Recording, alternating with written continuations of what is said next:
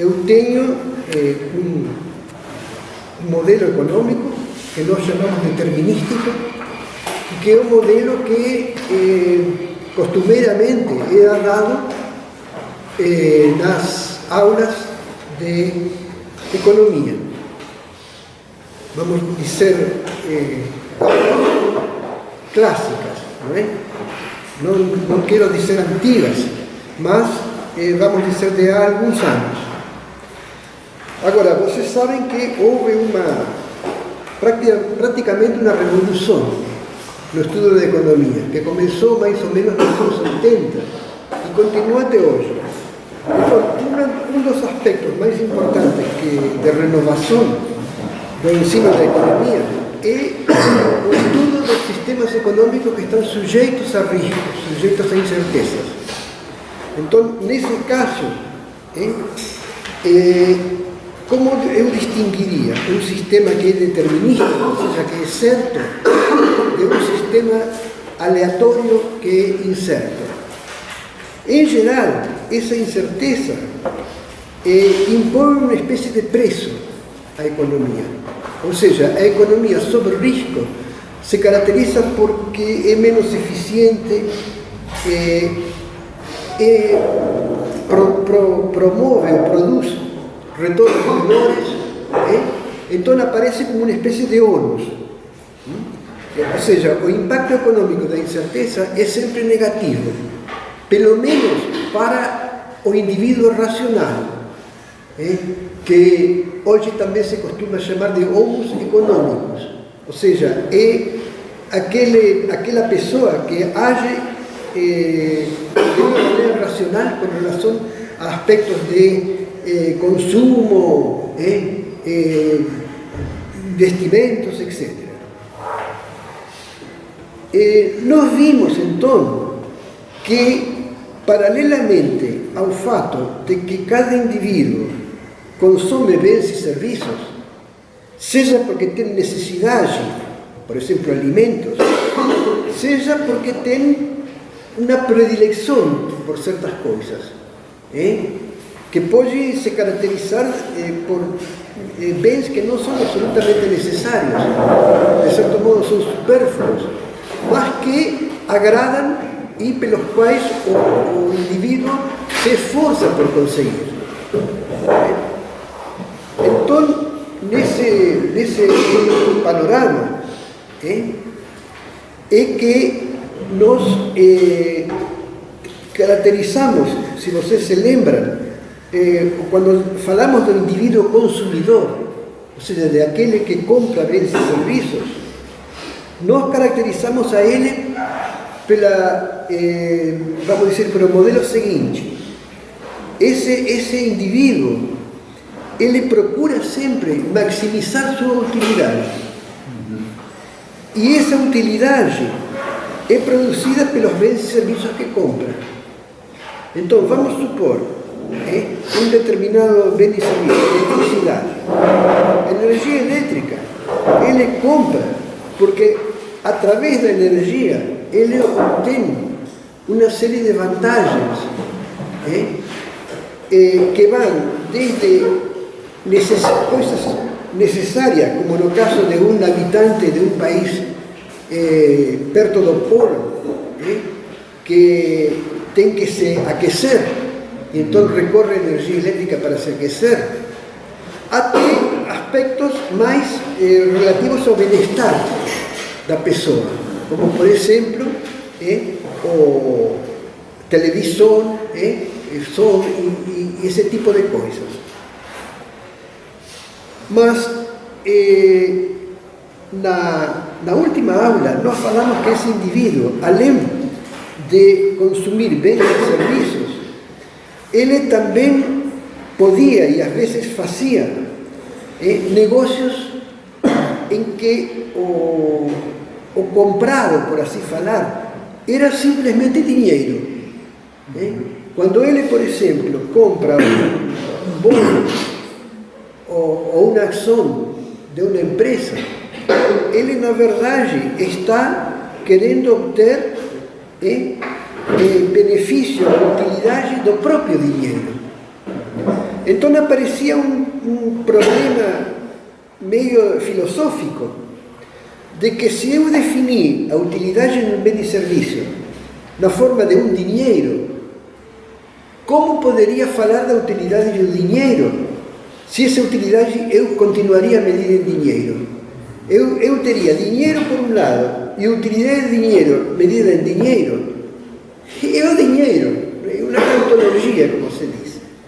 Então, qual é a saída? A saída seria criar uma referência virtual, mas não por isso menos importante, que é o que nós chamamos de numerário. Então, a utilidade em geral, seja do dinheiro, seja de um bem e serviço, vai ser sempre medida daqui para frente em numerário. E dessa maneira eu posso comparar um negócio financeiro, que se faz com o dinheiro mesmo, de um negócio de compra de bens e serviços, que se faz com bens e serviços. Por quê? Porque eu vou poder comparar a utilidade do bem e serviço com a utilidade do dinheiro. Vou a saber qual é que produz mais numerário e qual vai ser a melhor. Ele vai preferir, vai escolher de dois negócios, um com bens e serviços e outro com dinheiro, aquele que produz maior utilidade em numerais, a unidade do numerário, em vez de ser em reais, que seria a unidade do dinheiro.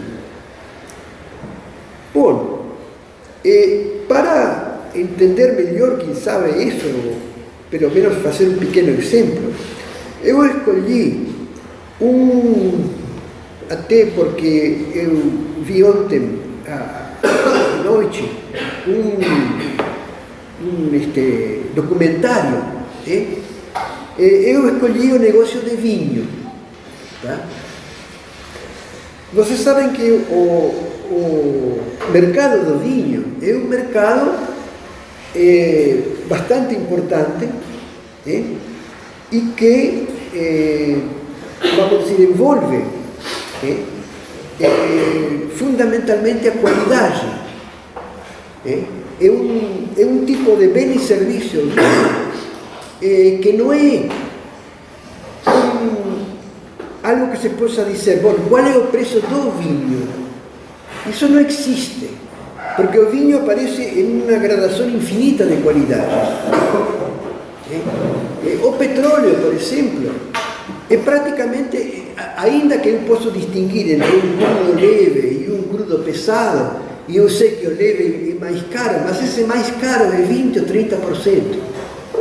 Já no caso do vinho, entre uma garrafa de vinho comum e uma garrafa de um vinho histórico, há uma proporção de miles.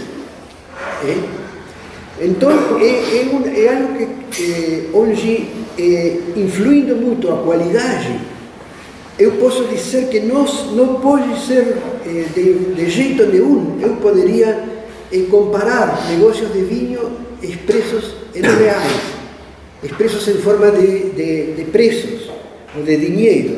Eu tenho que expressar em termos de numerário, porque dependendo tanto da qualidade, se eu quiser medir em termos de dinheiro, eu não poderia capturar a verdadeira essência desse mercado. Então, vamos supor, não é?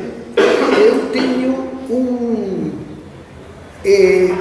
para começar, para poder me colocar dentro de um mercado em que o consumidor consome tanto bens e serviços como consome negócios que são medidos em dinheiro ou em numerais, eu tenho que começar por definir uma utilidade, tanto do bem e serviço, que serve como uma espécie de suporte, vamos dizer, do mercado, que seria o vinho, e a própria utilidade do dinheiro. Então, eu coloco isso mais ou menos nestes termos. Eu vou ter, por um lado,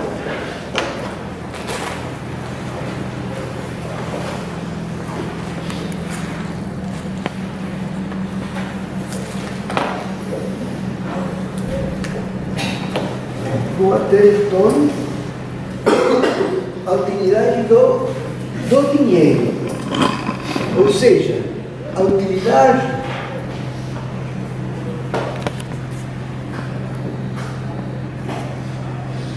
dinheiro eu estou representando com sua unidade, que seria o real, o cifrão em geral.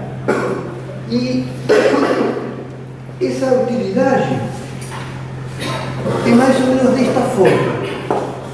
É igual ao valor do dinheiro, propriamente dito, menos um valor que chamam alfa, multiplicado pelo quadrado. Ou seja, a utilidade do dinheiro, ela começa para as quantias pequenas, praticamente o dinheiro, a utilidade do dinheiro é igual ao dinheiro mesmo. E na medida que o valor do dinheiro aumenta, a utilidade dele fica cada vez menor.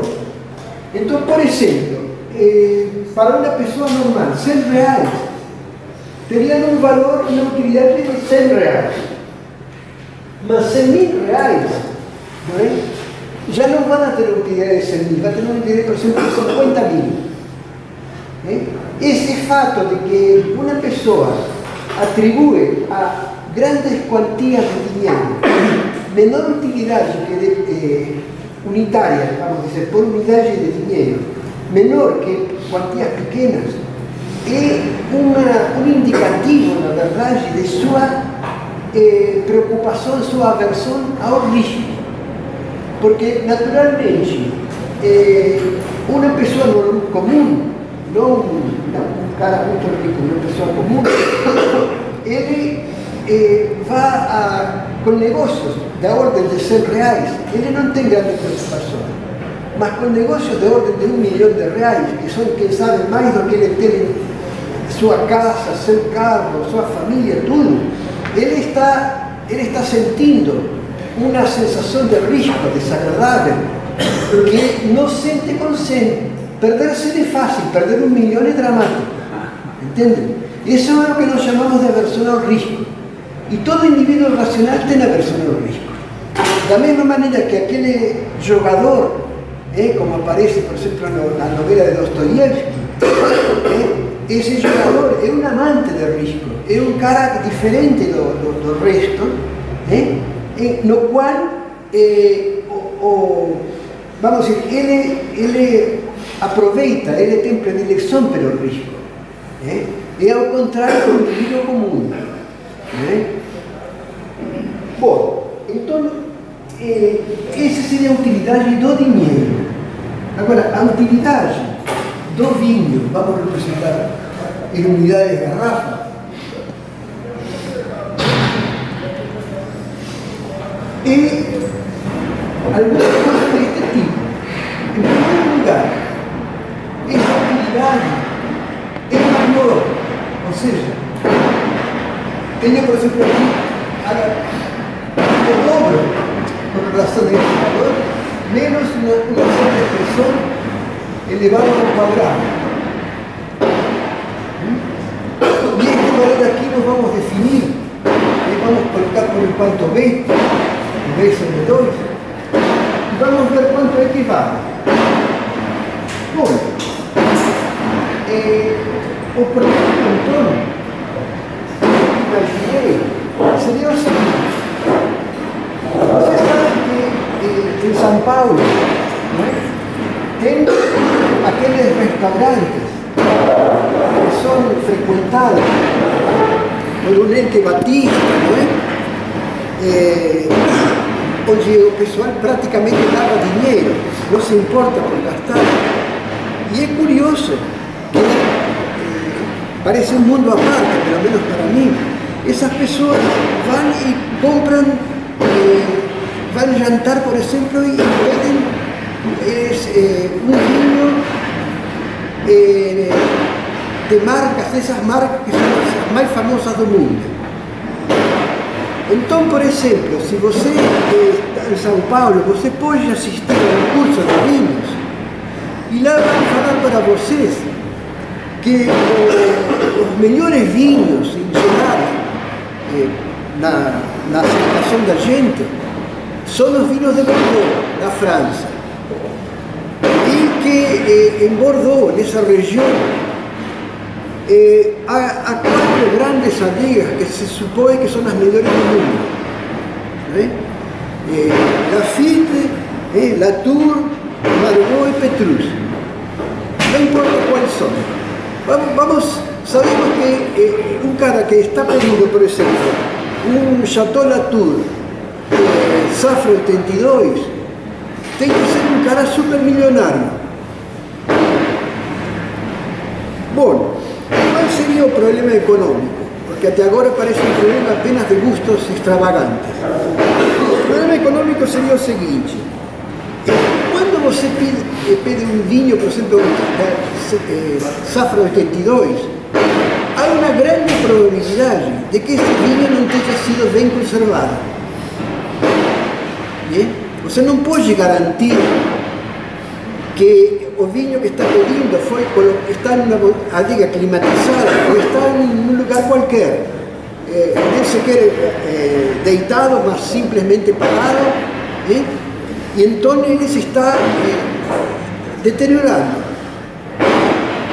Entonces, si você vai pedir esse vinho, por uma razão, tira a rolha do vinho, serve, tem um gosto de vinagre, esse vinho se deteriorou.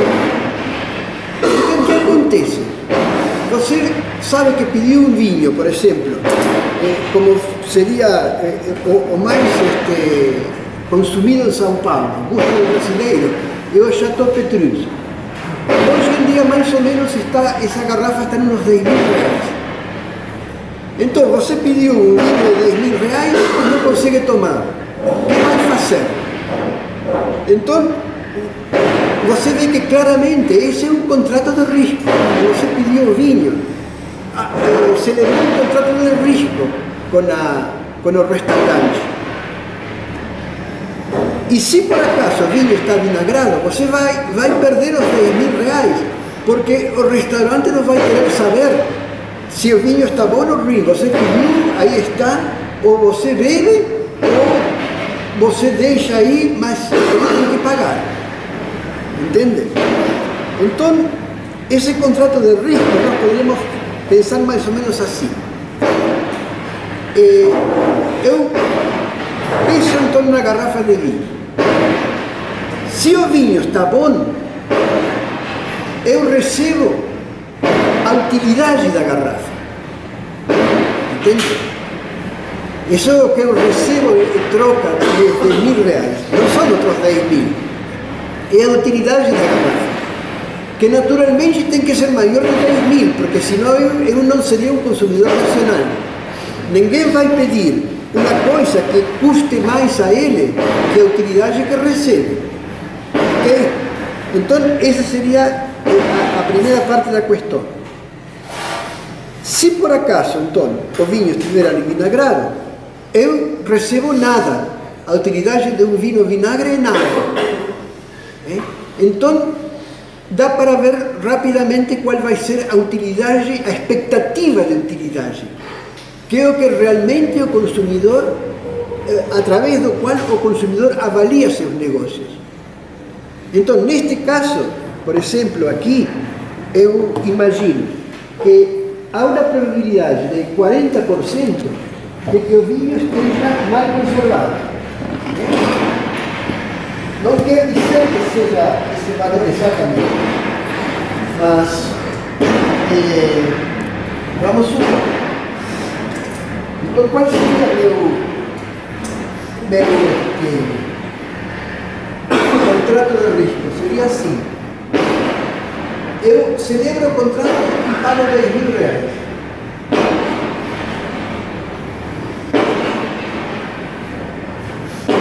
Se o vinho está bom, eu vou receber aqui a utilidade de uma garrafa. Se está ruim, recebo zero. Então, se a probabilidade de receber isto é 1 menos 0,4, ou O sea, 0,6, esto es 0,4. El valor de pi, ayer usaba el 0,4. Entonces tenía que 1 menos pi de este valor de 0,6 y pi de 0,4. Entonces, en concreto, son 10.000 reales que con 60% de probabilidad se convierten las utilidades de una garrafa y con 40% de utilidad no dan nada. Entonces este sería mi concepto de riesgo. Ahora, en Francia, más específicamente en un restaurante bastante famoso, Ritz,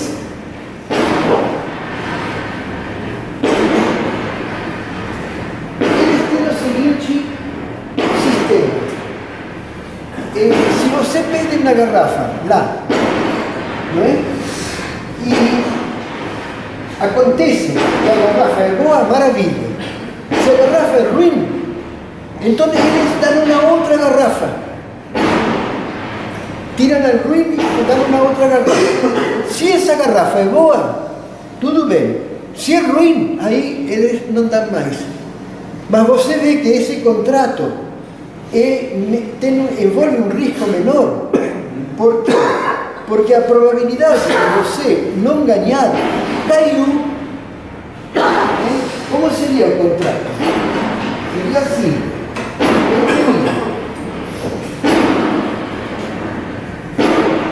Eu pagaria os 2.000, que na verdade agora você percebe que não vai poder ser mais 10.000, porque caso contrário o restaurante estaria desvantagem. Vamos a usar aqui um interrogante. E a coisa seria assim: se a garrafa é boa, eu obtenho este valor, com probabilidade de 0,6. Se é ruim,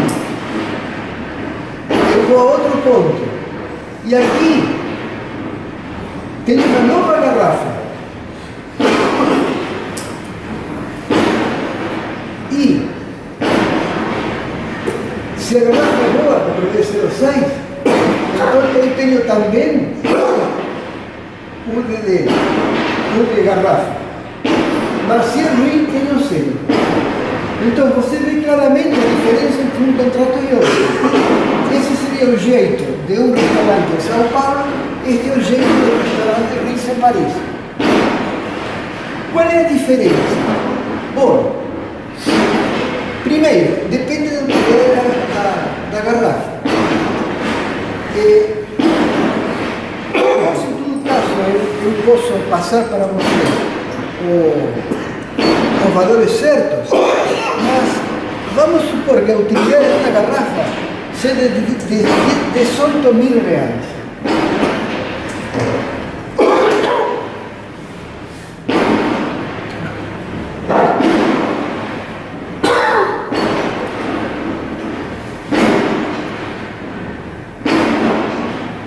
E aqui é zero. Então, a expectativa de utilidade E de 1 vai ser quanto? Vai ser 0,6 vezes 18.000 mais 0,4 vezes nada. Ou seja, vai dar 10.800 reais. Então, esse consumidor que vai jantar ao restaurante de São Paulo, ele percebe que tem que pagar 1.000, mas ele recebe utilidade de 10.800. Então, é um contrato que ele escolhe. Ele vende os preços e, pensando um pouco, ele chega à conclusão de que vale a pena. Ok? Agora, aqui,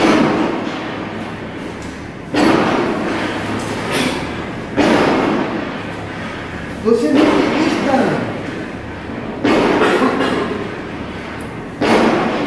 este contrato, né? Normalmente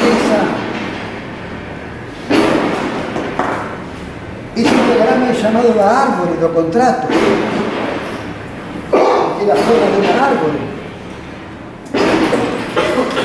Você pode representar de uma maneira mais simples, observando o seguinte. Então, aqui, com probabilidade 0,6,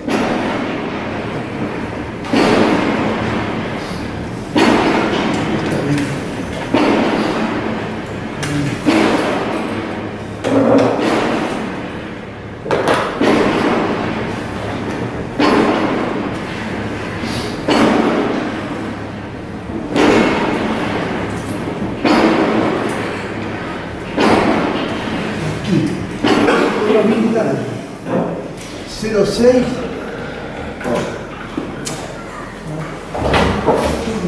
Eu tenho aqui. Não sei o que aconteceu com... Obrigado. Não sei. Enfim. Então, aqui tem uma alternativa que seria 0,6 com 18.000. Aqui teria uma outra probabilidade que seria esta aqui. Vê? A probabilidade desta alternativa seria quanto? 0,4 vezes 0,6. Seria então 0,24. Daria também 18.000, porque é a segunda garrafa. Só que se a segunda garrafa também estivesse ruim, ou seja, com probabilidade 0,16,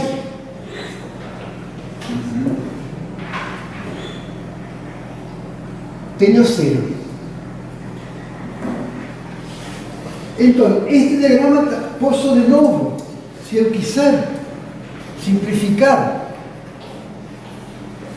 somando aqui, então, a probabilidade de 0,84, eu tenho 18.000, e com probabilidade 0,16, não tenho nada. Então, qual vai ser agora minha expectativa de utilidade? Vai ser 0,84 por 18.000, ou seja, seria 18 por 84, 31, 4, 2, 5,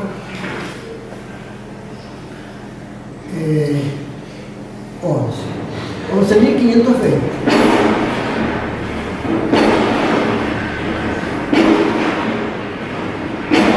Você vê que subiu. Eu acho que aqui está 8, né? A ver se eu conta, tá vendo? 12, 8, 4. 69. Desculpa. 22, 4, 67, não? 84. 2, 11, 15. 15.120.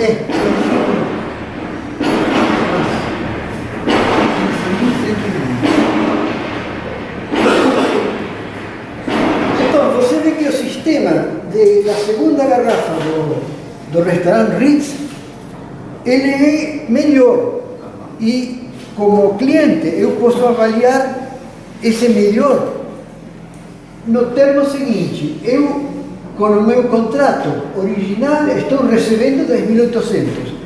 Com o novo contrato, eu estou recebendo 15.120.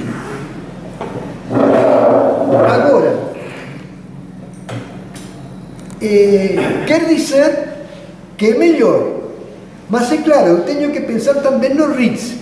Ou seja, eu teria que imaginar uma situação na qual não apenas existe um benefício para o consumidor, mas também um benefício para os restaurantes.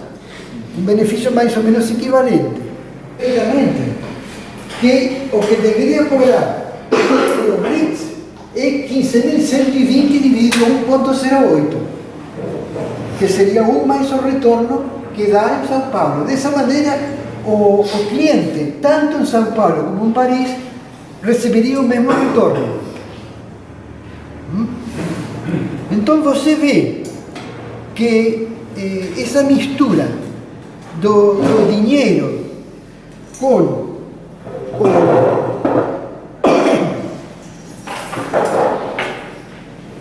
os bens e serviços é uma coisa que funciona. Claro, esses 10.000 também têm uma utilidade. Quer dizer, o verdadeiro retorno seria comparando a expectativa de utilidade do contrato com a expectativa do dinheiro que foi usado para pagar o contrato. Isso dá uma pequena diferença, mas eu deixo com vocês o fato de calcular também a utilidade de 10.000 usando a fórmula de utilidade do dinheiro para obter esse valor. Se vocês não têm ganho de fazer isso, aguardem então a que a gente publique na forma, isto vai ir na forma do exercício, não é? Então vocês vão ter o exercício já praticamente feito. Ou seja, vocês veem que na medida em que avança o semestre, não é? Aí, não é? O esforço da cadeira vai caindo. Assim como o cansaço de vocês vai aumentando, não é? Bom, então essa seria a ideia de uso do numerário. Agora, nós vamos ver também alguns casos que justamente ilustram outros aspectos do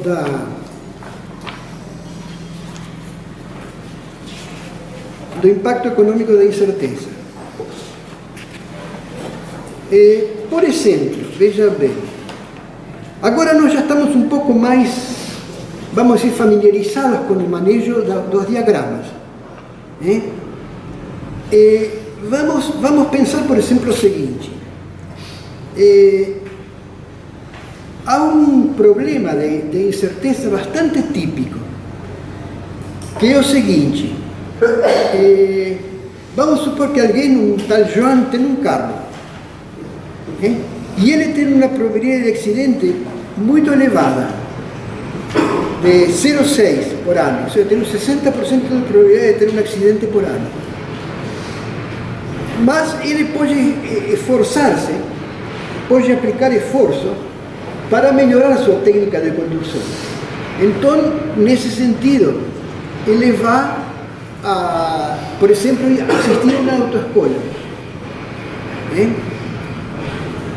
Só que nós queremos saber qual seria um contrato no qual ele pagasse algo para melhorar sua técnica de condução. Poderia ser um contrato vantajoso, ou seja, a consequência econômica desse contrato seria um benefício para ele. Então, vamos, o primeiro passo para poder convertir isto em um modelo estatístico, matemático, seria definir uma variável esforço, que eu vou usar a letra Y, para indicar qual é o esforço que o cara aplica em melhorar sua técnica de condução. Bom, então, eu posso pensar desta maneira. A probabilidade dessa pessoa ter um acidente no ano, isso é o que eu vou chamar de π,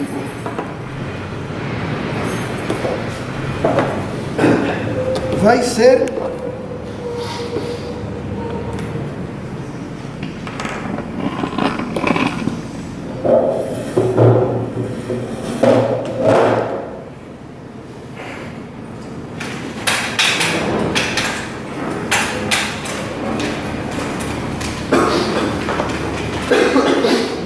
quanto? Tudo bem. Não tem problema, eu posso pegar um pouquinho aqui. Então,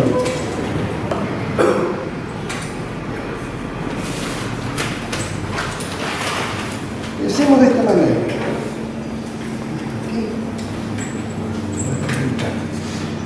Pensemos de esta maneira. Essa probabilidade de π, que seria a probabilidade de que o accidente no ano, eu posso expressar assim. Tenho π, vou chamar de π0 a probabilidade de ter um acidente de um cara que não recebeu nenhum treinamento. É um condutor bisonho, um condutor que não aprendeu nada. Tá? Agora,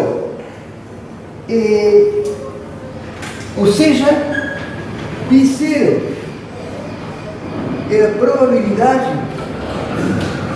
com esforço zero.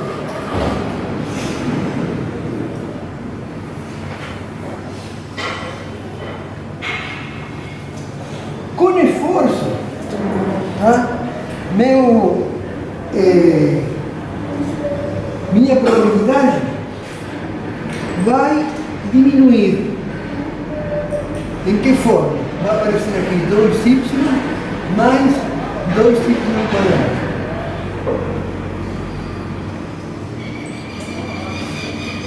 Se você faz um diagrama, um gráfico, dessa relação entre probabilidade de acidente e esforço, vocês vão chegar à conclusão seguinte: o esforço cai,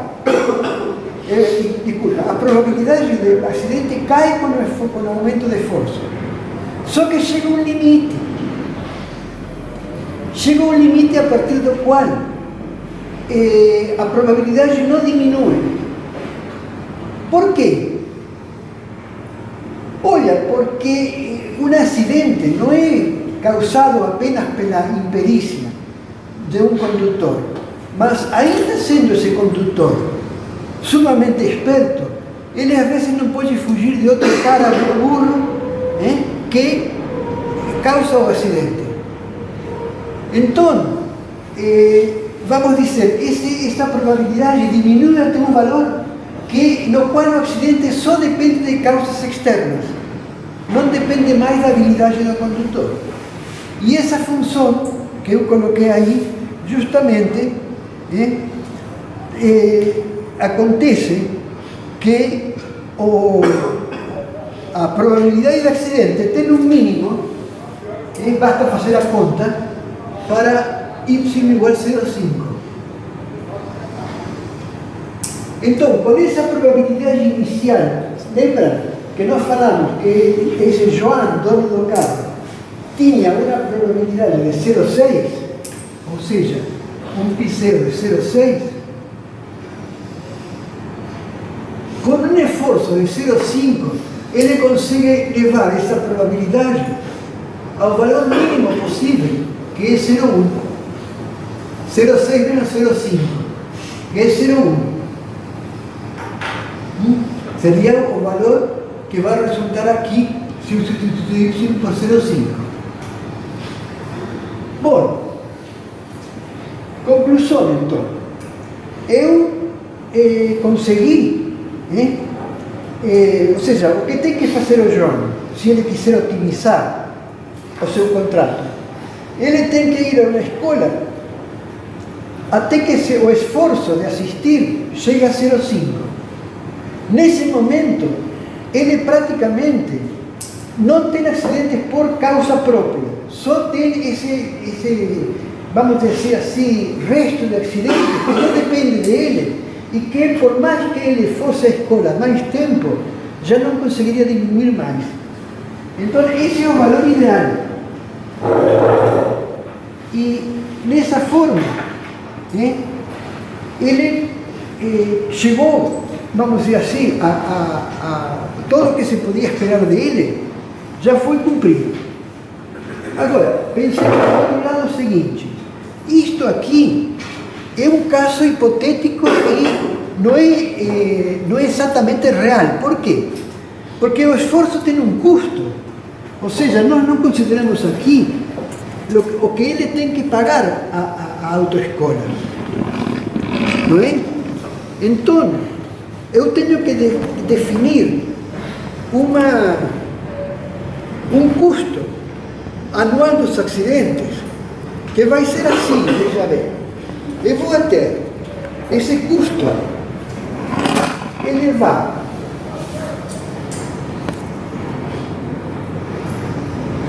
a depender do número de acidentes. Então, esse custo anual, vamos supor que a perda que produz cada acidente seja de R$1.000. Então vai ser 1.000 pelo número médio de acidentes no ano, que é pi. Claro que pi não é inteiro, mas se trata do número médio de acidentes, né? Mais o custo do esforço, que vamos supor que é de 200 por unidade de esforço. Então vai ser algo do tipo 200 y. Então vocês veem, este é o custo.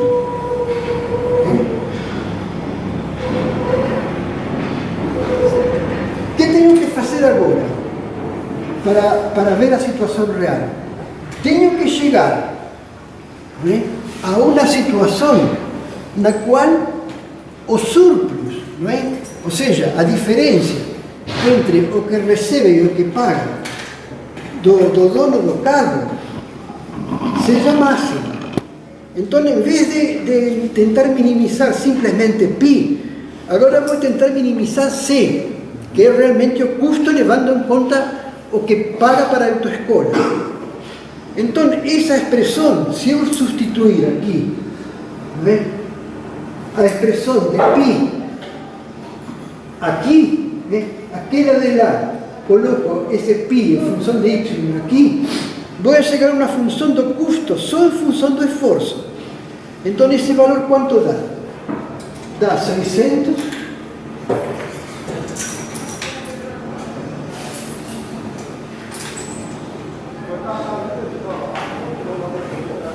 menos 1.800y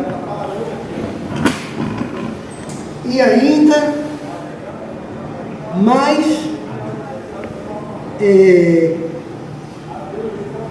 está aí 2.000 por y ao quadrado.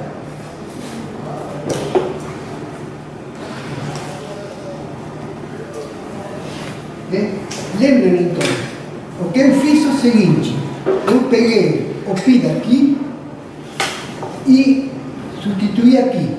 Como resultado, eu tenho esta expressão do custo em função só do esforço.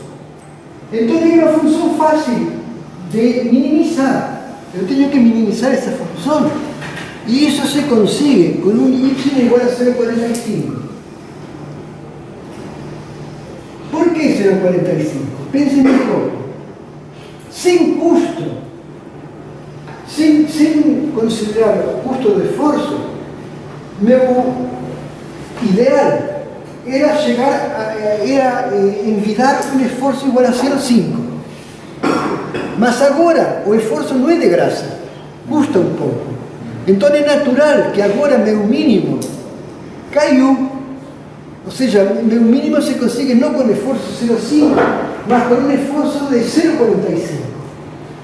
Então esse é meu novo valor. E se eu substituir 0,45 aqui, chega a um custo mínimo, se asterístico, de 195.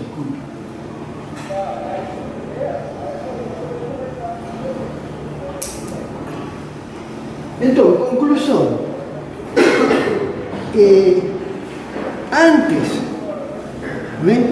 Antes de treinar, quando o João era um condutor sem treinamento nenhum, ele tinha 0,6 acidentes por ano de média.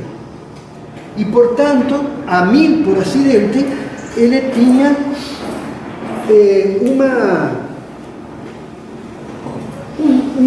uma perda. Desculpa, 0,6 por 1.000 teria uma perda de 600. Ou seja, custo seria, pensem vocês, a expressão aí, o primeiro termo desta expressão aí, tenho 1.000π mais 200y. Com y igual a 0, que era a situação original, eu tinha 1.000 por 0,6, que era o valor de pi0. Então dava 600. Agora, com um esforço de 0,45, eu reduzi meu pi a um valor bem menor e, consequentemente, eu consegui reduzir o custo anual dos acidentes para 195. Ou seja, eu poupei 405, que é o resultado justamente do treinamento que eu recebi, que naturalmente tem um custo, mas no total eu ganhei. Ganhei um valor que vocês poderiam calcular, este exercício tem muitas alternativas depois que se poderiam considerar, e eu poderia calcular exatamente qual foi o lucro que o condutor recebeu da sua decisão de assistir à autoescola. Tá? Então, você vê que este tipo de problema mostra o seguinte: eu posso aplicar esta teoria de risco e os conceitos básicos da economia a muitas situações reais, o vinho, ou a condução de carros. Por quê? Porque realmente o risco não é uma questão teórica, é uma questão muito prática. É notável como o risco influi em todos os resultados das coisas que nós obtemos e, o que é mais importante, como nós podemos fazer para administrar o risco. Porque eu posso tomar uma atitude passiva, ou seja, posso dizer, bom, eu corro este risco, que pena, mas a atitude mais construtiva seria o seguinte: eu sofro deste risco, vou ver como consigo, pelo menos, minimizar ele. Ou seja, que ferramentas, que instrumentos eu tenho para diminuir o risco. Na verdade, a ideia de diminuir o risco é praticamente o motor econômico do mundo hoje em dia. Porque o risco dos investimentos de hoje é muito menor que o risco dos investimentos antigos. E o que é mais importante, os negócios financeiros que se fazem, eles têm ainda um aspecto que nós não consideramos aqui, mas imaginem que o nosso amigo, o condutor do carro, decide tomar emprestado para pagar a autoescola. Bom, pode fazer, mas nesse caso, vocês podem ver, poderíamos analisar isso e ver que ele se expõe muito mais ao risco, porque esse empréstimo é feito na hipótese favorável. Ele normalmente não faz um cálculo desse tipo quando ele vai tomar decisões. E então, ele pode facilmente entrar em uma situação tal que, embora o ganho na situação favorável seja muito maior, também a perda na situação desfavorável é muito maior.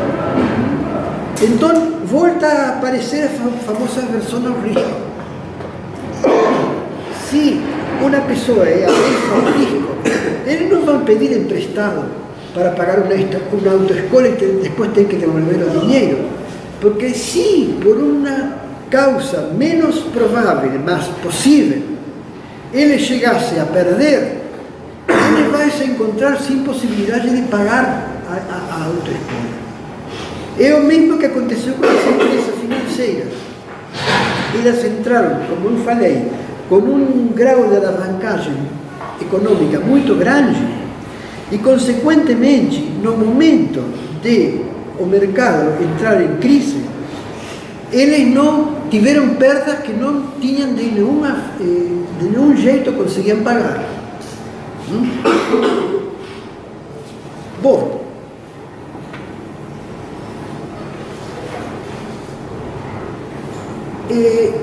a gente poderia continuar analizando situações práticas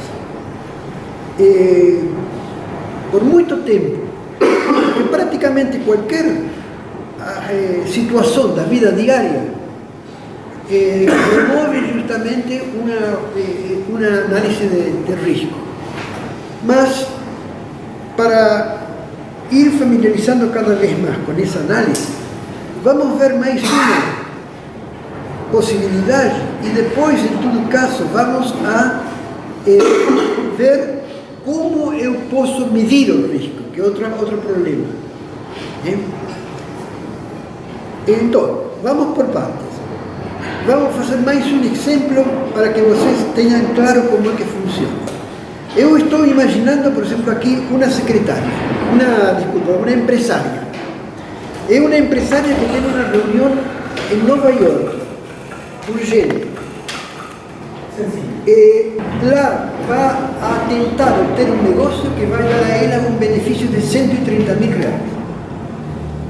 Para isso vai ter que convencer, evidentemente, aos caras, porque é uma espécie de leilão, de um negócio bom, mas ela pode ter vários competidores que vão também expor suas razões e ela vai ter que ser a melhor avaliada para obter o negócio.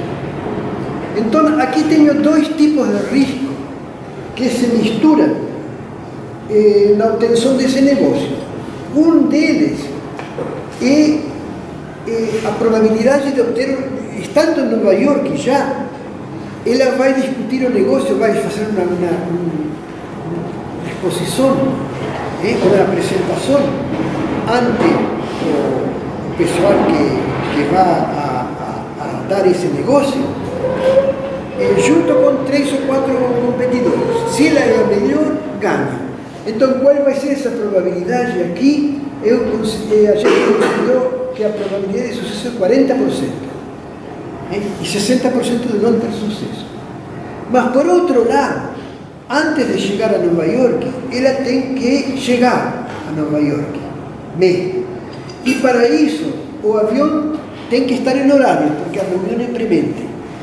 Então, a probabilidade de o avião retrasar seria de 20%. Nesse caso, ela não ganha nada. Então, essa é a situação em Nova York. Agora, paralelamente, ela tem uma outra possibilidade em Brasília. Essa probabilidade, ou essa possibilidade, permitiria a ela extrair 50 mil reais, ou seja, bem menos que Nova York. Mas a probabilidade dela obter com sucesso esses 50 mil é de 80%.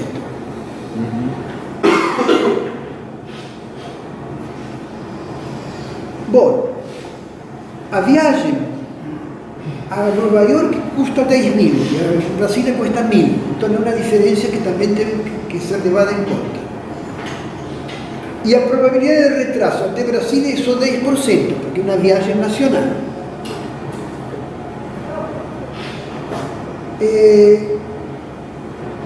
Agora, ainda, no caso do Brasil, a situação muda neste sentido. Se o avião retrasar, ela ainda tem uma oportunidade de fechar um outro negócio que lhe daria 40 mil reais com probabilidade de 70%. Tá? Então, nessas circunstâncias, a pergunta seria: qual é a decisão certa para ela? Ir a Nova York ou ir a Brasília? Então, novamente, nós aplicamos a teoria do contrato de risco. Eu tenho, por exemplo, aqui, começo pagando 10 mil reais, estou analisando o caso Nova York. Então, começo pagando os 10 mil reais do avião, da passagem a Nova York, e então tenho 80% de estar no horário e 20% de estar retrasado. Depois vocês vão ter isto já deve estar utilizado, não é? Então nesta parte eu não me preocupo muito de fazer um quadro, porque já está nas apostilas. Então, se está no horário, eu tenho 40% de ganhar 130 mil e 60% de não ganhar nada. Então, da mesma maneira que eu converti antes esse diagrama, essa árvore, em uma árvore binária simples, eu vou levando em conta as diferentes probabilidades, vou juntando as que consigo juntar e como resultado final tenho um diagrama em que a expectativa de lucro é de 31.600. Agora é o momento de Brasília. De Brasília é um pouquinho mais complicado, porque tem 90% de probabilidade de estar em horário e 10% de estar retrasado. Se está em horário, ela pode ganhar o negócio, ganhando 50.000 que não falamos, ou com 40% não ganhar nada. Ainda, no caso do avião retrasado, ele ainda tem a possibilidade de ganhar os 40.000 com probabilidade de 70%. Então, fazendo a mesma mudança do diagrama, simplificação do diagrama, eu chego a uma expectativa de lucro de 28.800. Conclusão: a ida a Nova York é melhor que a ida a Brasília. Não por muito, mas seria 31.600 a 28.800. Mas vejam bem, aqui se trata só do dinheiro que recebe. Não da expectativa da utilidade. Então, aplicando a função de utilidade do dinheiro, eu chego a um cálculo que em Nova York essa utilidade, a expectativa de utilidade é de 20.784 e a probabilidade em Brasília é de 25.807,5. Ou seja, em outras palavras, quando se trata de utilidade, a alternativa Brasília é melhor que a de Nova York. Mudou. E mudou por uma razão muito simples, é algo que acontece sempre. A alternativa Brasília, embora menos rentável, ela oferece menor risco. E para uma pessoa que é avessa ao risco, esse maior risco se traduz em um valor monetário que, vamos dizer assim, inverte a vantagem que tinha em Nova York e agora oferece vantagem em Brasília. Tá? Então, esse é um exemplo bastante claro do seguinte. Primeiro, eu posso, um contrato, por complicado que seja, eu poderia agora considerar um contrato que compara Nova York com Cuba, com França, com qualquer lugar.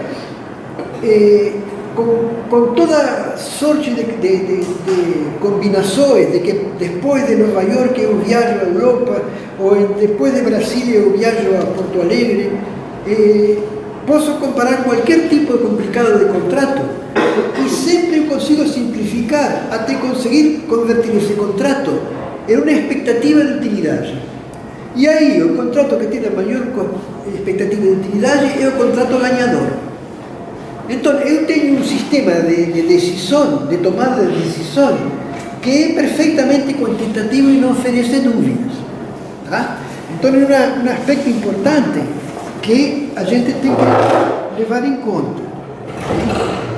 Ou seja, nós vemos que a teoria de risco realmente é interessante e importante. Bom, mas há uma questão também que é a seguinte.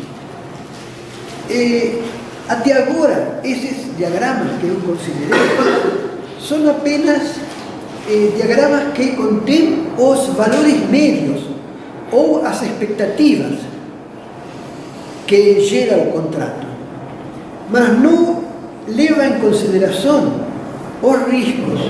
Na verdade, os riscos estão embutidos nas funções de utilidade. Mas a gente gostaria, muitas vezes, especialmente o pessoal que tem que ter assessores a nível de gerente ou de diretor de uma empresa, eles querem separar o benefício, ou seja, a utilidade, da questão monetária. E em vez de falar de função de utilidade, que é algo que o empresário não consegue engolir, eles preferem colocar tudo em dinheiro.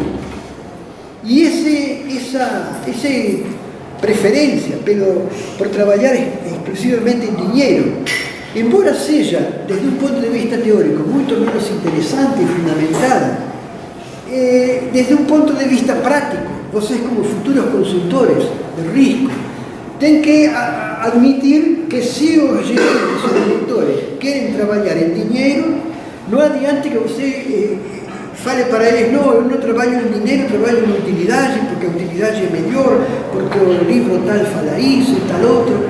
Ele vai falar, olha, não quero nem saber.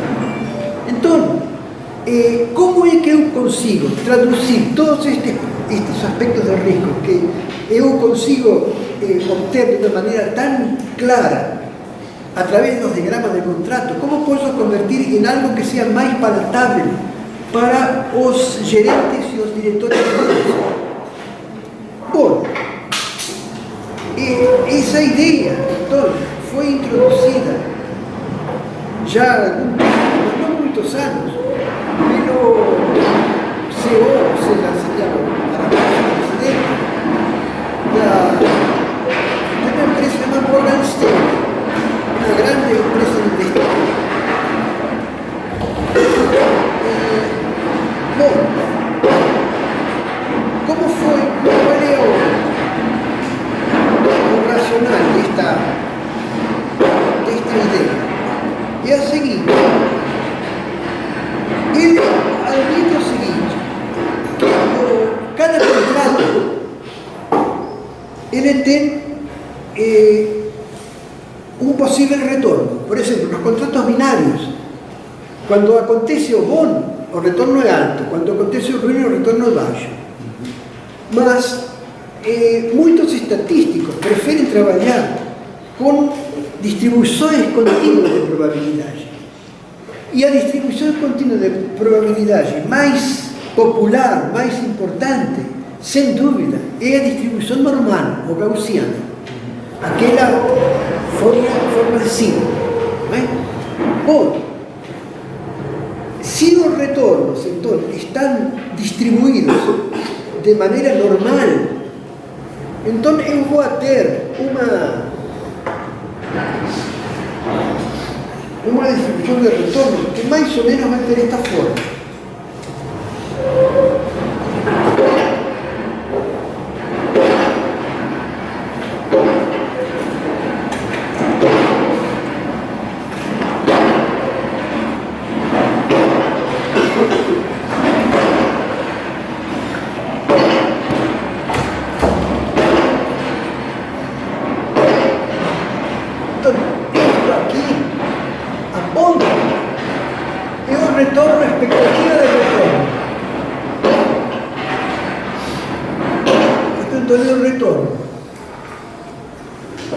E está aqui a probabilidade, naturalmente.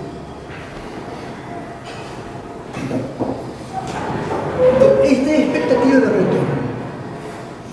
E a variância no retorno, o desvio, para ser mais exato, é o valor delta de retorno,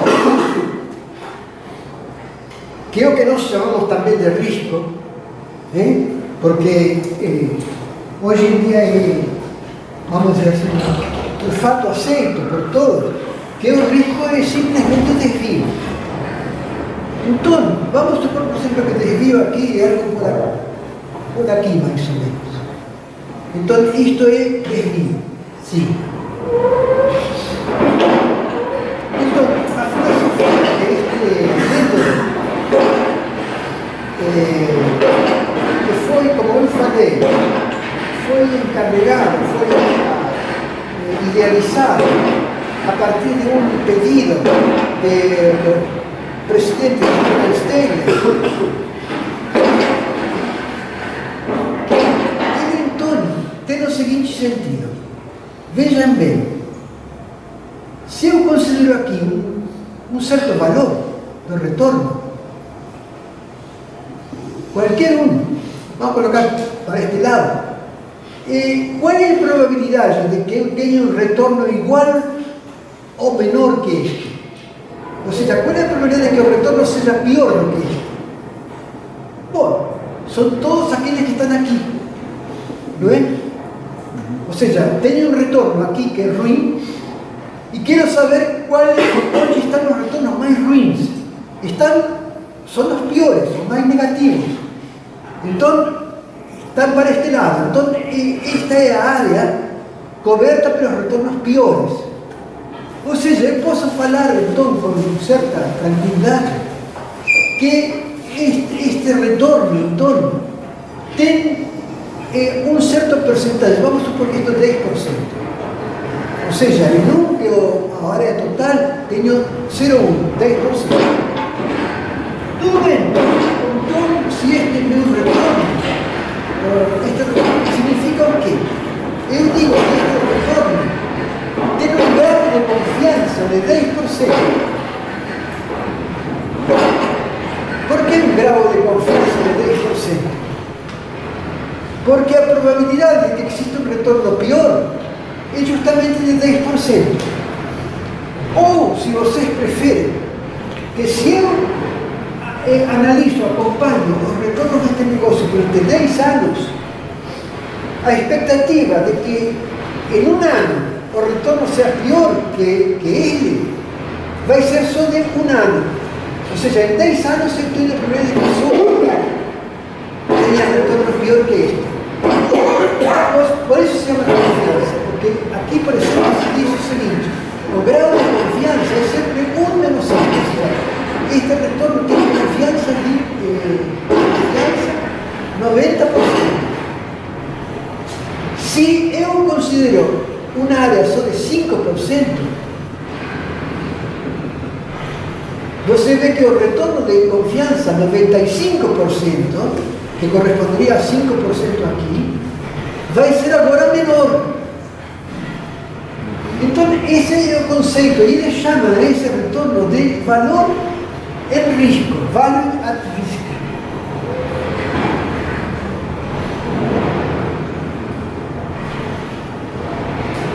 E chamam assim, V A minúscula R. É o VAR, famoso.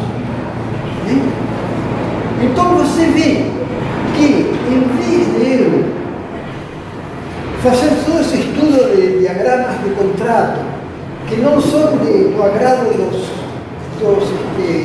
presidentes de empresas, porque normalmente os presidentes de empresas sabem muito pouco de estatística, então ele fica muito mais cômodo se ele fala o seguinte: olha, esse negócio que você faz tem um valor de risco de 10%, por exemplo. Existe valor aqui, com expectativa, por exemplo, de 30%.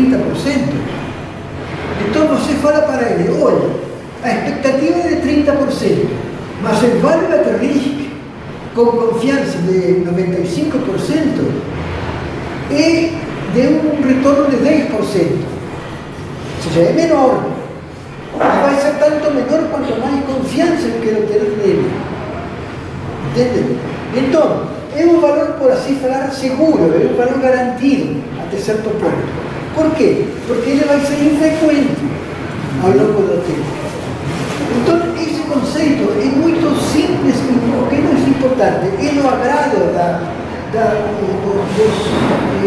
dos gerentes, dos diretores, todo o pessoal ligado à empresa, ele gosta do VAR, muito mais que desses diagramas de probabilidade que ele, evidentemente, não entende muito bem. Então, em muitos casos, nós vamos a ter que trabalhar com value at risk, por a simples razão de que essa maneira de trabalhar vai ser aceita, com agrado, pelo pessoal das empresas. Ainda que não seja, vejam bem, uma coisa teoricamente muito sustentável. Porque en primer lugar, nós estamos asumindo, estamos imaginando que a distribuição probabilística dos retornos é gaussiana, é normal. E isso está muito longe de ser aceito. Muito pelo contrário, vocês sabem que, já falei para vocês do caso do professor Nassim Taleb e do livro O Cisne Negro, onde ele mostra que a distribuição dos retornos dista muito de ser normal. Ele tem uma natureza diferente, como se fala aí, de fat tails, de caudas gordas, que nós não vamos agora a analisar, não é? Porque está um pouco fora do escopo do curso. Bom, qual seria então a moral de tudo isto? Olha, seja através de diagramas de probabilidades ou através do VAR, eu consigo ter uma ideia clara de quanto um contrato é conveniente e, muito mais importante, entre várias alternativas que eu tenho na empresa, qual eu devo elegir para ter a melhor resultado futuro possível, ainda perante a incerteza, que é o que importa. Ou seja, vocês poderão dizer, mas por que toda esta complicação? Bom, é justamente porque a resposta que eu tenho aqui é a resposta de uma empresa com incerteza. E a resposta que eu tinha antes disto, quando nós falamos ao princípio do curso, era de uma empresa determinística, em que estava tudo certo. E nós vimos que isso na vida real é uma exceção raríssima, ou quase impossível. Então, se o lógico, o real, é correr risco, nós temos que estudar empresas sobre o só risco, e não empresas que não têm incerteza. Então, esse é o motivo fundamental. Agora, só para concluir esta aula, vejam bem, vocês podem ter, então, um contrato, não é, de alto risco. E nós vimos que quando o risco é alto, como resultado, eu vou ter um VAR muito, ou seja, um retorno muito pior do que seria o retorno esperado. Ou seja, em outras palavras, em uma situação de alto risco, o retorno esperado não diz nada. Por quê? Porque a probabilidade de estar muito abaixo disso é muito grande.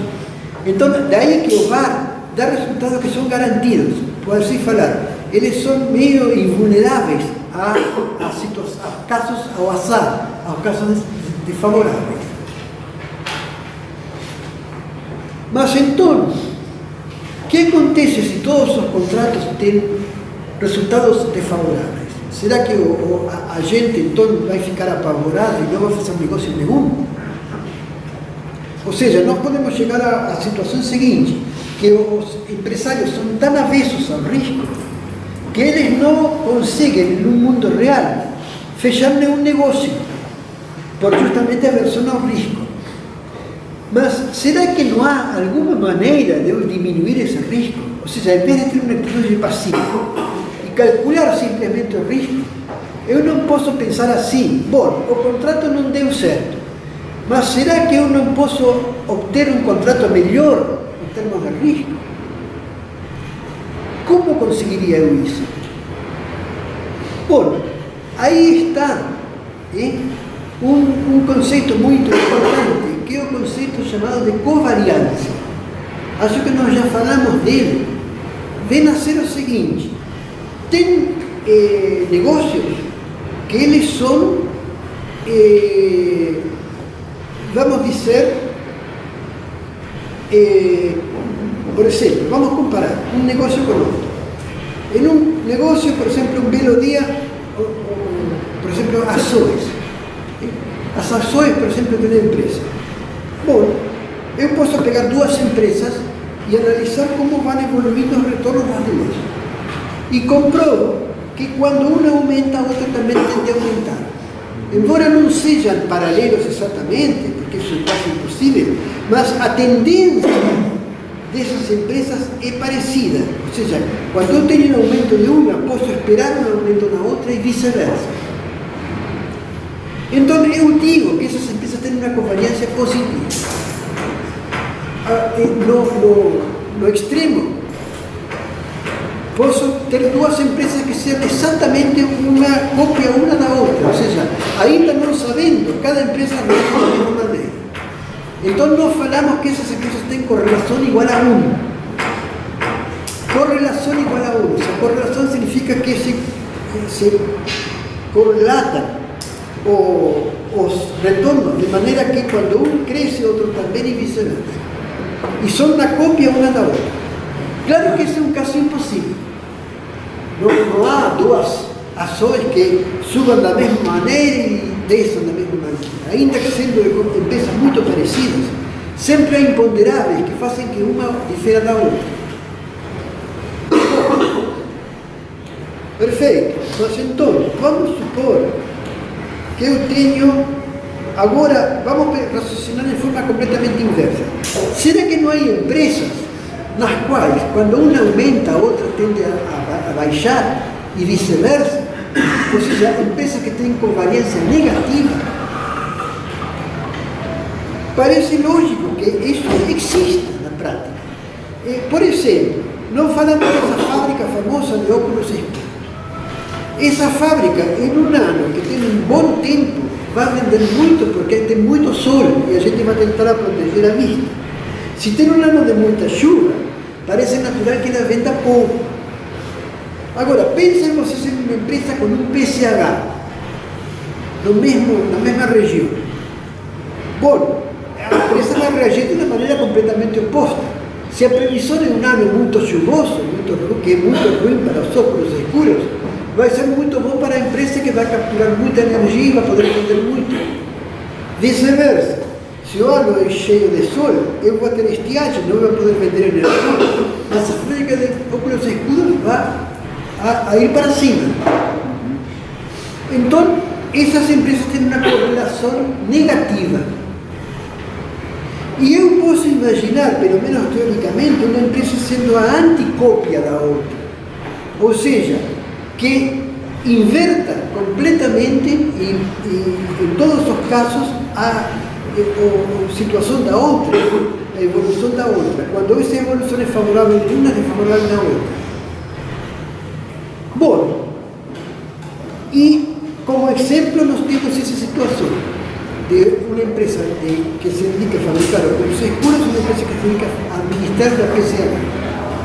Agora, pensem vocês no seguinte: esses investidores que estavam por construir uma fábrica de óculos escuros e eles se desanimaram porque tinham um VAR de menos 40%, sei lá,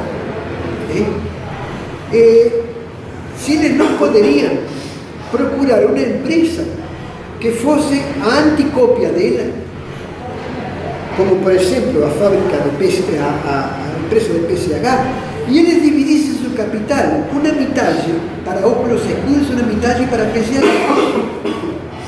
Que é o que acontece então?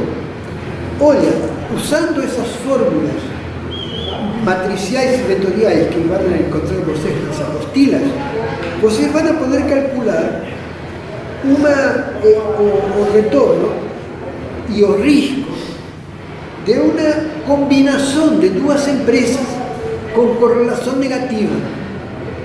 Então vão ter que fazer o quê? Vão ter que colocar o vetor de participação de cada empresa no capital dos investidores, que é meio e meio, 0,5 e 0,5, e operar com a matriz de correlações que vai ser da forma com menos 1 em cada posição fora da diagonal.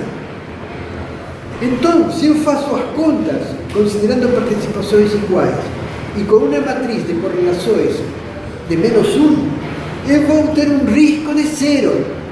Ou seja, lembrando que quando eu tinha uma fábrica só de óculos escuros, quando os investidores apostavam 100% do capital nos óculos escuros, Eles tienen un rendimiento de 20% como expectativa, más un risco de 39%. Ahora, cuando ellos usan mitad de su capital para tener una fábrica de óculos escuros y una PSH, eles cae su retorno esperado para 15%, de 20 cae para 15%, más o risco passa de 39% para 0%. Então, qual vai ser o VAR deles? Vocês lembram que a expectativa menos 1,65 pelo risco. Aqui quanto vale o retorno? A expectativa de retorno vale 15%. Quanto vale o sigma? Vale 0. Então qual é o VAR? É 15%.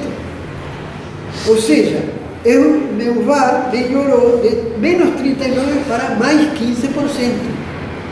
É praticamente um milagre. Isso, investiria metade em cada uma e trabalharia sempre com risco zero. Na prática isso não é possível, mas eu posso calcular, e eu pediria que vocês vão ter como exercício, que vocês calculem quanta seria a menor covariância negativa que eu preciso ter entre os dois negócios, para que o rendimento, o VAR, seja de 0%.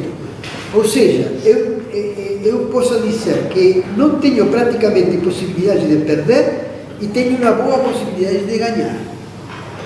Então, vocês veem que isso é perfeitamente possível com toda esta bagagem que a gente obteve, de eu poder não apenas saber como está o negócio, mas eu posso, se encontro os negócios corretos, trabalhar com combinações de negócios que me permitam minimizar o risco e, consequentemente, melhorar ao máximo a minha utilidade.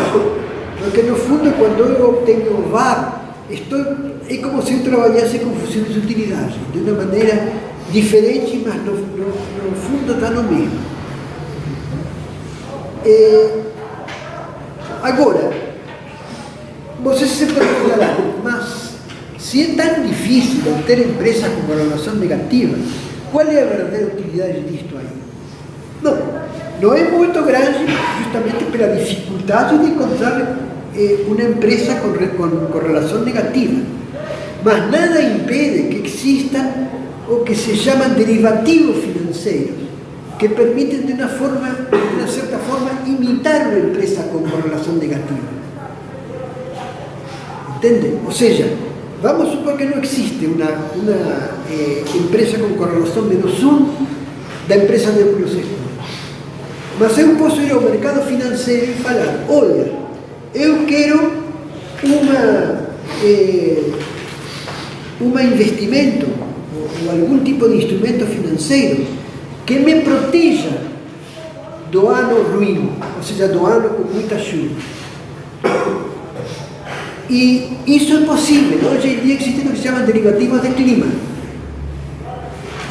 Que, por exemplo, eu posso dizer, olha, simplesmente, eu quero saber o seguinte, se eu quero receber tanto dinheiro, se o índice deste ano é pior que 0,5, vamos supor que foi o índice climático, eu quero que me paguem 100 mil. Bom, os caras calculam e falam, olha, tudo bem, isto custa tanto. Se você concorda, faz um negócio com o derivativo financeiro e se protege contra as intempéries, as situações desfavoráveis no futuro. Isso é possível, hoje em dia, perfeitamente. Agora, só para terminar, não, vamos dizer assim, não libera você da possibilidade de uma crise global. Porque, infelizmente, hoje em dia, todas as empresas financeiras do mundo estão interligadas. Então, o que acontece se tudo vai mal? significa que las empresas van a tener que pagar todas esas situaciones de mercado. Y como esas empresas se reaseguraron en otras, toda una especie de círculo vicioso, llega un momento en que las perciben que el dinero total de ellas no alcanza para resolver porque ellas entraron en derivativos de maíz. Hoy en día, para que ustedes tengan una idea, o que el mundo esté investido en derivativos son 600 trillones de reais. Ou seja, 10 veces o valor do mundo. No sentido seguinte, o valor de todas as coisas que existem no mundo, cidades, minas de ouro, água potável, todos os ativos precificáveis do mundo chegam mais ou menos a 60 trilhões. Que mais ou menos iguala o PIB total do mundo, que é mais ou menos de 40 e tantos trilhões. Então você percebe que na prática pode acontecer que eu tenho chegado a um valor de derivativos que é maior que o dinheiro que existe no mundo. Aí está que o mundo pudesse vender, por exemplo, tivesse extraterrestres em Marte, que são muito ricos e muito inteligentes, e a gente falasse, olha, nós vendemos o mundo. A ver, vamos fazer um leilão entre Marte, Júpiter e a estrela não sei qual. Qual é o planeta do Império Galáctico que nos oferece mais dinheiro? Bom, nunca nos vão oferecer mais de quanto? Com muita sorte, que eles avaliem isso que para nós, nossa avaliação, são 60 trilhões, que é o valor das coisas que existem no mundo. Vamos supor que eles dessem um